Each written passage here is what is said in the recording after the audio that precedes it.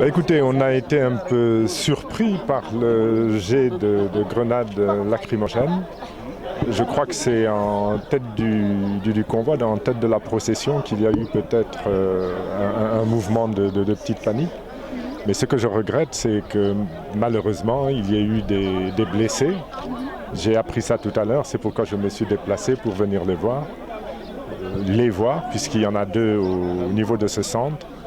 En particulier celui qui aurait reçu, parce que ça n'est que comme ça que ça peut se comprendre, en tir direct une grenade lacrymogène qu'il y a valu 15 points de suture.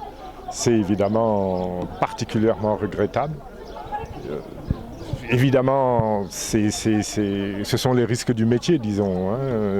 Quand vous avez en face de vous un régime qui aime faire dans la provocation. Ce qu'on va regretter longtemps, je crois, mais ce sont les risques du métier. C'était le début d'un processus et il faut se féliciter de l'engagement des jeunes et des femmes aussi, parce que c'est pour eux qu'on se bat.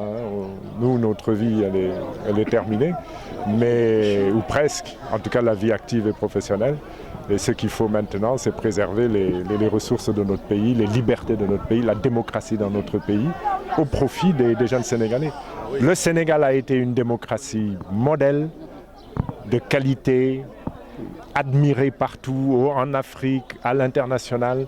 Aujourd'hui, malheureusement, on est presque appelons ça une démocratie bamboula. Mais elle est déjà engagée, c'est une série de plaintes que nous allons mener pour permettre au Sénégal et aux Sénégalais de retrouver leurs droits sur les permis pétroliers et évidemment essayer d'empêcher tout le reste qui est en cours, parce qu'on met peut-être le doigt sur la question du pétrole et sur un ou deux puits parce qu'il s'agit de l'affaire Petrotim, mais il est évident que nous avons d'autres protections à mettre en place en matière de gestion des finances publiques du Sénégal et d'une manière générale en matière de transparence, de gestion que nous souhaitons plus transparente et plus sobre.